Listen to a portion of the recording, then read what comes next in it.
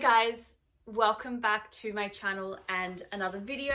If you are new here, my name is Nicole and I am a book lover. I make a whole heap of bookish content and I upload once a week. So if that sounds like something you'd be interested in and you do enjoy this video, please feel free to hit that subscribe button. Just to address the slight change in the background. So they are pumpkins with little smiley faces on them, and then literally here and here I do have some pumpkins as well.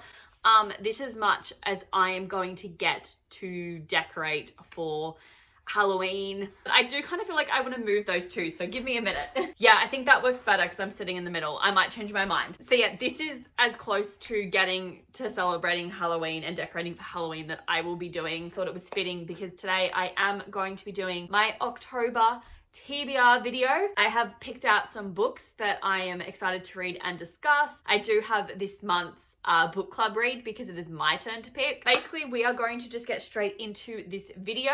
I am going to sort of talk about the first 3 books together. So I am actually going away for the October long weekend. Literally, as you guys are watching this, I am currently away out of reception off the grid. Super excited. So I am sort of wanting to film a bit of like a reading vlog that weekend because we're going to a tiny home and it's literally going to be Ollie, Josh, myself, and I just plan on doing a reading vlog and reading so many basically just cozy romance reads that I'm excited to pick up. So those 3 that I am excited to read are all by the same author, and that is B.K. Borison. Her books are adorable. So the first book of hers is Love Light Farms, which I did haul. It basically focuses on, from memory, this girl who purchases a Christmas tree farm. And then I think she also ends up working with like an influencer to basically bring more publicity and stuff to this farm that she's purchased to try and keep it surviving and going through because she loves it. And it looks like she also wants to make the farm seem like a romantic destination for the holidays. And she actually lied on the application, said that she has a boyfriend, but there is no boyfriend. So in comes her best friend to pretend to be her boyfriend. So I guess they're going to be, a friends to lovers trope, which is super cute. This does seem like it's going to potentially be a bit of like a little Christmas read. So I'm okay in October and picking up a Christmas read. That does not bother me in the least bit whatsoever. And then the second book by this author is In the Weeds. I do believe that they're potentially like maybe companion novels. I don't actually know if any of the other previous characters meet up or not. I should say that this book focuses on Stella, her best friend Luca, and then the influencer is Evelyn. My bad, soz. So then In the Weeds, which was actually, this was the first book by this author that I noticed and I really wanted to find it, but I couldn't. And then I found Love Light Farms and I picked that one up. And then a couple months later, the next 2 were available in bookstores, which is really exciting. I'm going to be honest, this was literally a cover buy, but basically we have a grumpy farmer, no-nonsense social media influencer, a small town of busybodies, and 4 very cute kittens. So I feel like these novels are set in the same small town, and I feel like it's the Love Light series from memory. Oh, okay, yes. So we are focusing on Evelyn, who is the social media influencer from this book. So clearly she must have had such a great time that she comes back to this town. Oh, okay. So it looks like Beckett and Evelyn had a great weekend in Maine. He can't forget about her, and then she just randomly rocks up. It looks like Evelyn's having a bit of a difficult time at the moment and goes back to the last place she was happy. So she goes back there, and that's where she basically runs into Beckett. So this could be like maybe a second chance romance potentially. I don't know whether you could say it was a second chance romance if they've just had one weekend together and they weren't actually ever together, but I'm still excited to read it. And then the third book by this author that I want to read is Mixed Singles. We've got a dreamy bakery owner. I'm sold. Alrighty, so this one is focusing on Layla and Caleb. Looks like Layla is the owner of the bakery. Oh, and she just wants to find a partner who gives her butterflies and not someone who ghosts her at dinner and leaves her with the check. And then it's Caleb who can never make it past the first date, which has nothing to do with his long-term crush on the hot bakery owner who serves him his coffee every morning. Oh, that's cute. It looks like he offers Layla a no strings attached 1 month of dating because she's had another disastrous date, and he's gonna have a little bit of a romance, I guess, to try and date her, and they're gonna fall in love. But that is adorable. So they are the first 3 books that I want to read. The vlog is going to be on these 3 books as well. I just think that they're going to be really, really cute, fun, just cozy cottage vibe reads. That's what I'm hoping for. So if you are interested in knowing my thoughts on that one, the vlog will be going up late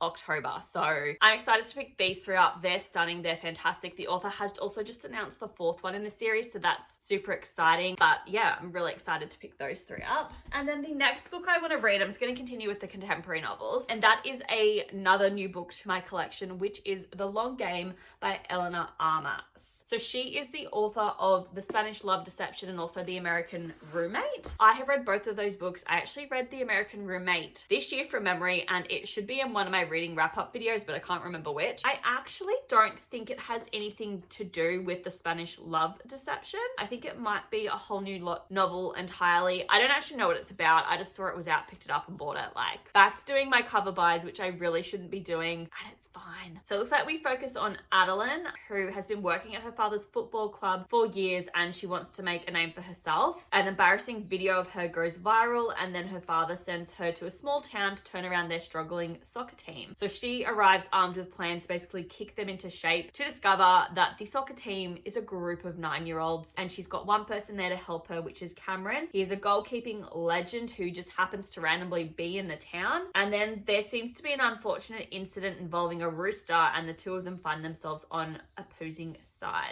Adeline thinks that Cameron is a surly, scowling brute, and Cameron thinks that Adeline needs to take life less seriously. We've got two very keen football/soccer players, whatever you call it, and they basically have to work together to pull this group of 9-year-olds into being a decent soccer team. I think they're both going to be very invested in this group of 9-year-olds, and the 9-year-olds are going to give basically no fucks whatsoever because they're 9 and they're probably just having fun. So I'm interested to see how this goes. My plan is, if I can read those first 3 novels, that I will be picking this one up also in that reading vlog, but we shall see how I go, because it's just going to be a relaxing weekend away. And then the next book I want to read is the last book that I need to read to complete my 23 books that I want to read in 2023, and also the final book that I need to read to complete all of the partially started book series that were on my shelf from 2022. So that is why this book is on this list. It's also a fantasy novel, so I kind of thought it fits in cool with the whole Halloween theme at the end of the month, and it should probably come as no surprise to anyone, but it is The God-Born and the King by Caitlin Davis. So this is the 4th and I believe final book in the Raven and the Dove series. This is a fantasy world where basically people have been split into 2 groups, those that live above the sky and those that live below on the ground. People below on the ground are basically humans, but some do also have magical powers, basically having to do with being able to control the different elements of fire, water, earth, metal, air. Some are also able to heal. And then we have the people who live up in the sky, and they are basically have their souls infused with a different breed of bird, and they all have different bird wings basically. So we've got like owls, eagles, ravens, doves, hummingbirds, etc. So I'm not going to give a huge rundown because I did that in my previous TBR video, and I don't want to bore anyone that's coming back as a repeat. The 3rd book was actually my favorite one that I have read so far, which was very surprising for me. I actually enjoyed it a lot more than I was expecting. There were some other things that happened in it that I really quite enjoyed. So I'm intrigued to kind of see how this book ends. The 2 different groups of people are coming together and meeting one another to basically fight the dragons. And we've worked out how everything that has happened and why the 2 worlds were split in the first place. I'm intrigued to see how this prophecy plays out, because once upon a time, for lack of a better term, the people with magic powers and the bird people all lived together on Earth, and then they ended up separating and they don't get along, and there's a prophecy, and we work out how and why that all came to be. So I'm excited to finish this one. I'm excited to mostly finish it, because then I'll have finished all of the books I need to read this year, which is really exciting because I didn't achieve it last year. And then I will have finished all of the partially started book series that I had on my shelf from last year.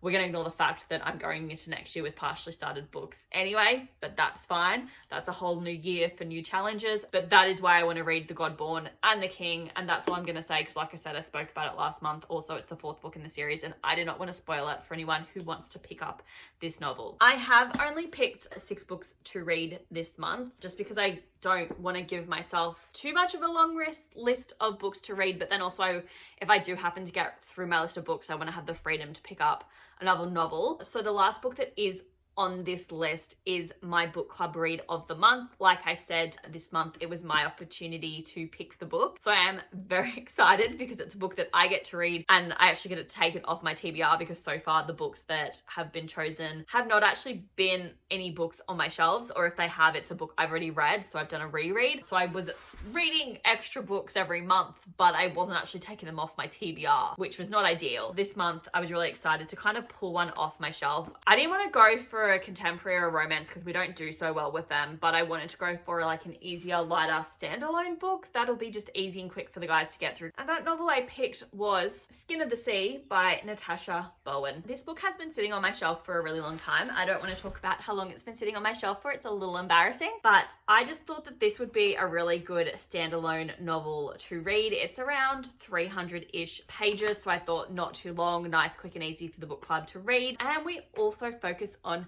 mermaids, which also is kind of cool to read for obviously Halloween as well. So this one is basically focuses on our main character, Simdel?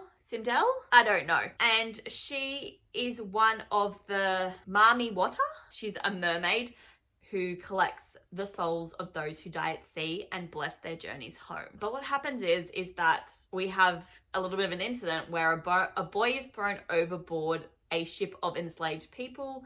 Simi saves his life, and that goes against the ancient decree that they have, where obviously they have to let them die and then take their souls on their final journey home. By breaking this, she brings terrible danger to this group of mermaids, and she has to journey to the supreme creator to make amends, a journey of vengeful gods and treacherous lands.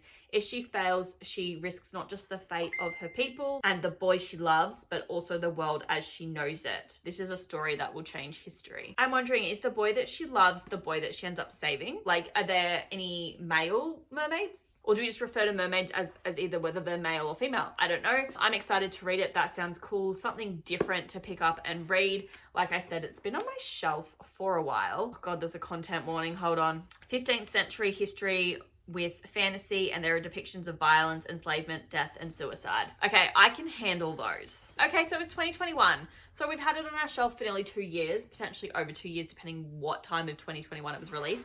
So look, I think it is long overdue that I pick this novel up and give it a go. Alrighty guys, so they are the 6 books that I have chosen to read in the month of October. If you have read any of these books, if you could let me know your spoiler-free thoughts down in the comments below, that would be amazing. I'm really quite excited to pick them all up. I've got a mix of new books and older books from my collection, but if you did enjoy this video, please hit the like button, and if you are new here, please feel free to press that subscribe button, and I will see you guys in my next video. Bye!